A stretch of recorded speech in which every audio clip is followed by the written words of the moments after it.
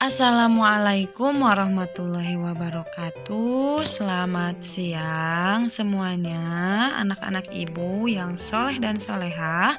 Bertemu lagi bersama ibu pada pembelajaran tematik. Ya, hari ini kita masih di tema 8 dan kita masuk ke subtema yang baru, yaitu subtema 3, aturan keselamatan di perjalanan. Oke anak-anak, adapun tujuan pembelajaran hari ini, ibu harapkan kalian mampu menuliskan singkatan nama teman dengan tanda baca titik, kemudian menuliskan kembali kalimat dengan huruf kapital yang tepat. Kemudian ibu juga mengharapkan kalian mampu menuliskan sikap hidup rukun berdasarkan bacaan yang telah didengar dan mampu memahami dan mengaplikasikan sikap hidup rukun tersebut. Kemudian yang ketiga, ibu harapkan kalian juga mampu menghitung lamanya kegiatan dalam hari dan minggu. Oke anak-anak, seperti biasa ibu selalu mengharapkan agar tujuan pembelajaran ini bisa tercapai, bisa sesuai dengan apa yang kita harapkan. Maka dari itu ibu harapkan kalian bisa mendengarkan materi yang ibu sampaikan sampai selesai nak ya. Oke, sebelum kita mulai, seperti biasa, kebiasaan kita selalu membaca doa sebelum belajar ya. Oke, doa sebelum belajar dipersilahkan. Berdoa selesai. Oke, anak-anak, perlu kalian ketahui jalan raya itu merupakan tempat umum. Nah, biasanya di jalan raya itu ada pejalan kaki dan ada pengendara kendaraan. Semua pengguna jalan wajib mematuhi aturan. Nah, apakah kalian tahu aturan pejalan kaki di perjalanan dan bagaimana sikap kita ketika menyeberang? Kemudian apa akibat dari kita tidak menyeberang dengan baik? Oke, di sini Ino ingin membantu ibu untuk membelikan telur. Nah, pada saat Ino mau membeli telur, Ino naik sepeda ke toko agar cepat sampai. Nah, di sini pada saat Ino mengendarai sepeda, ada seorang yang menyeberang sembarangan. Nah, ini ibu akan bacakan ceritanya, kalian dengarkan ya nak ya. Oke, Ino bersepeda dengan hati-hati di tepi jalan. Tiba-tiba Ino mengerem sepeda secara mendadak. Ternyata ada seorang anak laki-laki yang menyeberang jalan sembarangan. Anak itu bernama Anto. Kemudian Ino pun bertanya kepada Anto, "Mengapa kamu menyeberang jalan sembarangan?" Kemudian Anto pun menjawab, "Maaf ya, aku terburu-buru." Kemudian Ino pun menjawab, "Perbuatanmu membahayakan dirimu sendiri dan pengguna jalan yang lain." Kemudian Anto pun menjawab, "Aku berjanji tidak akan mengulanginya kembali." Nah, dari cerita ini kita dapat mengambil manfaat atau hikmah yang akan kita dapatkan. Jadi ketika kita mau menyeberang, kita harus lirik kanan, lirik kiri. Kenapa? Karena ketika kita mau menyeberang di jalan raya, dikhawatirkan ada kendaraan yang sedang melaju cepat sehingga kita tidak sempat melihat kendaraan tersebut gitu ya. Jadi kita harus ketika menyeberang kita harus lirik kanan dan kiri. Nah, pada saat Ino membeli telur di toko milik Pak Abdul Malik, di atas pintu toko terdapat tulisan toko A. Malik. Kemudian Ino tahu tulisan itu adalah kepanjangan dari toko Abdul Malik. Tahukah kalian, selain pada akhir kalimat, tanda baca titik juga digunakan pada akhir singkatan nama orang. Contohnya, Abdul Malik ditulis A. Malik. Jadi setelah kemarin kita sudah mengetahui ya, kalau misalkan tanda titik itu bisa digunakan untuk disimpan di akhir kalimat atau bisa digunakan untuk pemisah antara jam dan menit. Nah, di sini juga ada fungsi lain dari titik ya, yaitu sebagai singkatan nama orang. Nah, contohnya tadi namanya Abdul Malik, tapi ditulisnya A. Malik, itu bisa. Kemudian ada namanya misalkan misalkan ibu punya nama, misalkan Jasmine Aisyah Syahaan. Contoh ya ini ditulis J. Aisyah Syahaan, boleh. Ataupun misalkan kita mau menuliskan namanya Muhammad Hikam. Nah, kan kalau misalkan kadang menuliskannya M titik Hikam. Atau misalkan kita mau menuliskan nama misalkan siapa ya yang bisa nama Alfizar Hafiz, misalkan A titik Hafiz. Nah, itu bisa ditulis seperti itu ya. Nah, jadi tanda titik juga bisa digunakan untuk akhir singkatan dari nama orang. Oke? Nah, kemudian pada saat tadi ketika kalian membaca kata-kata atau cerita dari menyeberang sembarangan tadi, ada beberapa kata atau bacaan, terdapat kata-kata yang huruf awalnya ditulis dengan huruf kapital. Nah, berikut beberapa penggunaan huruf kapital. Nah, kalian harus ketahui ada 4 hal yang perlu diperhatikan untuk penulisan huruf kapital.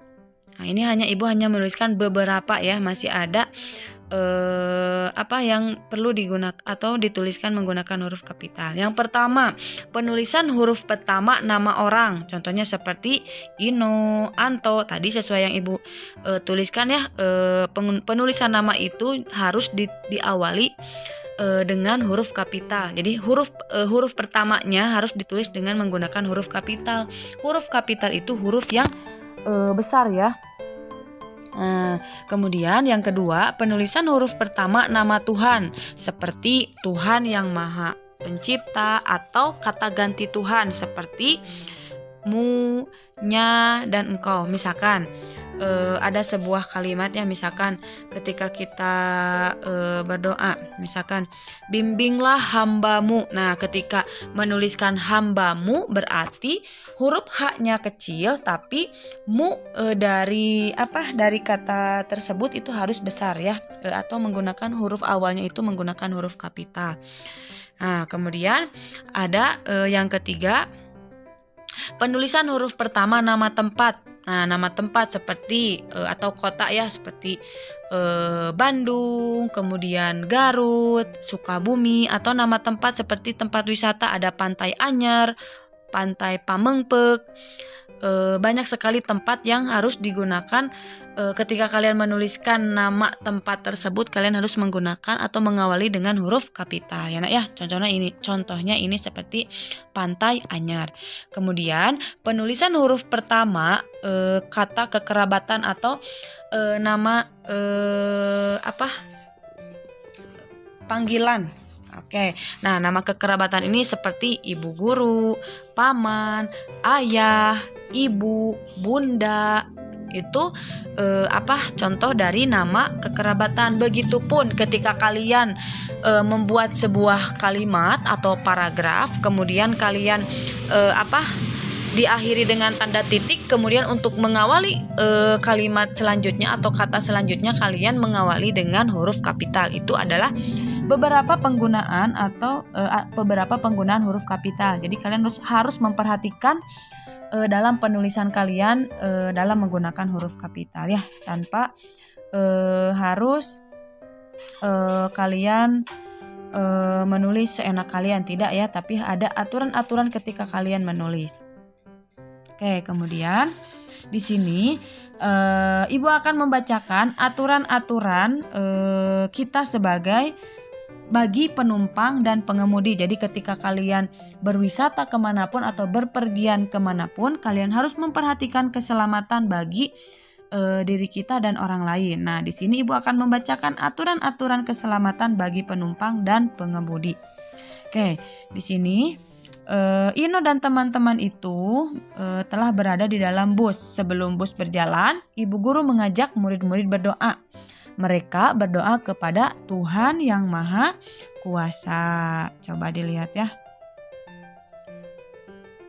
Oke, kemudian perjalanan menuju ke Pantai Anyer cukup jauh. Nah, di dalam perjalanan, Ibu Guru mengingatkan aturan keselamatan. Nah, apa saja aturan-aturan yang diingatkan oleh Ibu Guru? Di sini Ibu akan menyebutkan ada 4 yang perlu diperhatikan, kata Ibu Guru. Yang pertama, tidak boleh mengeluarkan anggota tubuh dari jendela bus.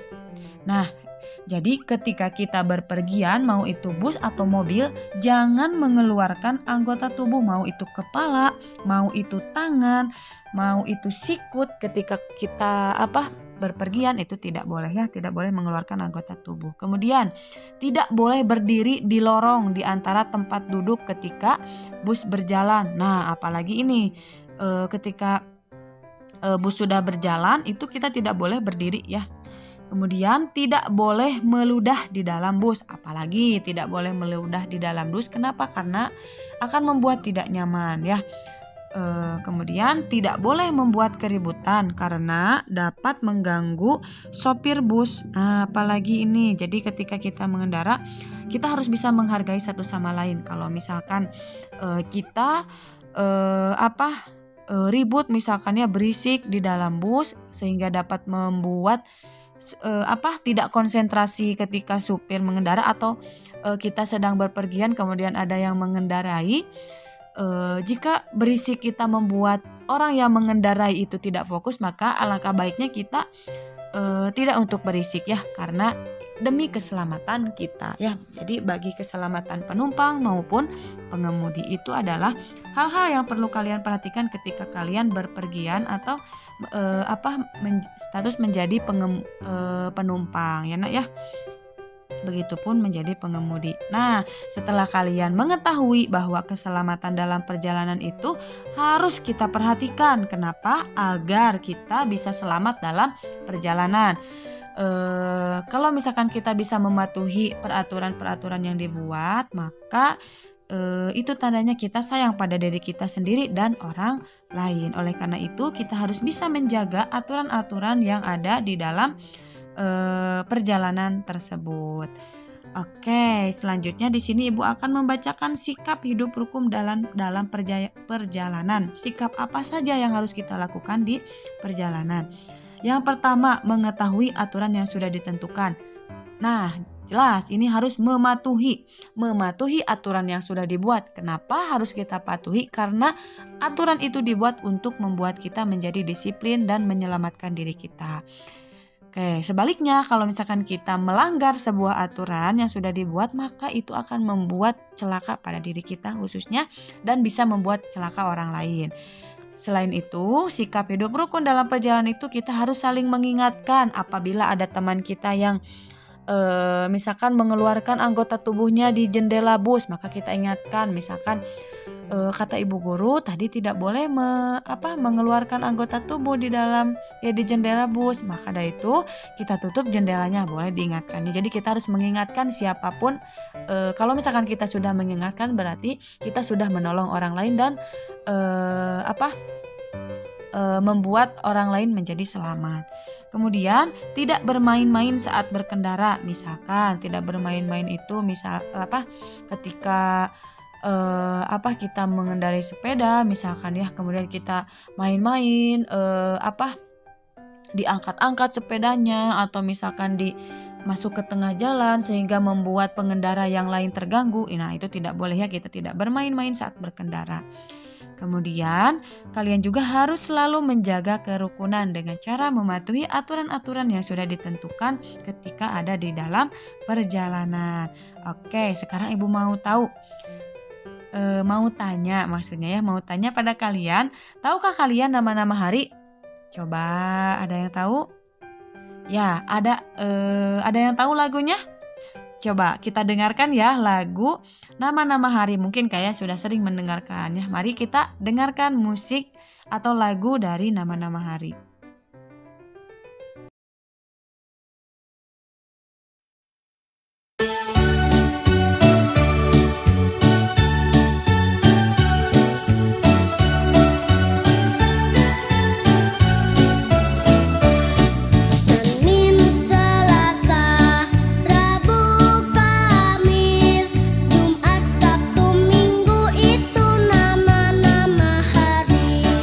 Rajin belajar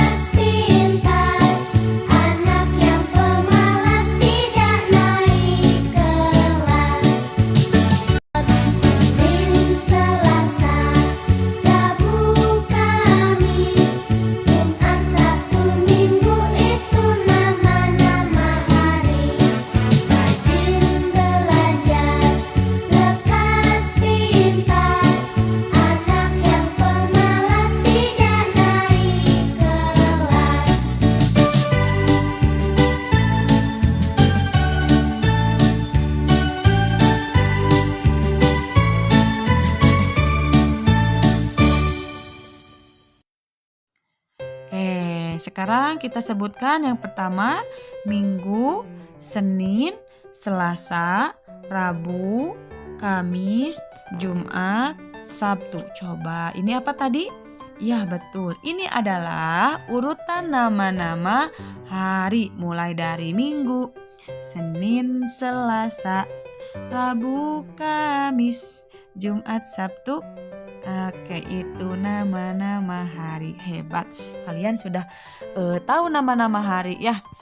Oke, kalau begitu Ibu mau coba dari materi yang tadi sudah disampaikan sama Ibu untuk tugasnya, coba kalian kerjakan di buku tematik 2H atau tema 8 pada halaman 85 dan 95. Nah, di sana terdapat beberapa soal, kalian menuliskan menggunakan huruf kapital dan penggunaan dan menuliskan nama 5 teman. Kemudian kalian tulis dengan memberikan singkatan nama dan menggunakan tanda titik yang betul. Jadi silakan sama kalian dicoba menyebutkan nama-nama teman dan menyalin huruf kapital atau merubah kalimat yang belum tepat dalam penggunaan huruf kapitalnya. Oke. Kemudian setelah kalian selesai mengerjakan, hasilnya difotokan kemudian diupload di Google Classroom. Paham ya? Untuk tugasnya Ibu tunggu sampai pukul 9 malam atau pukul 21.00. Apabila di antara kalian ada mau ada pengumpulan terlambat, kalian silahkan konfirmasi ke Ibu terlebih dahulu ya. Oke, mungkin itu saja untuk pertemuan hari ini. Ibu ucapkan terima kasih buat kalian yang sudah mendengarkan penjelasan Ibu dengan baik. Mudah-mudahan apa yang kita dengarkan hari ini bisa bermanfaat untuk kita, khususnya umumnya untuk kalian ketika nanti bisa memanfaatkan ilmu yang sudah didapatkan. Kalau begitu, kita akhiri saja kegiatan hari ini dengan mengucapkan hamdalah bersama-sama. Alhamdulillahirrabbilalamin. Dan Ibu tutup dengan salam. Wassalamualaikum warahmatullahi wabarakatuh. Terima kasih, dadah.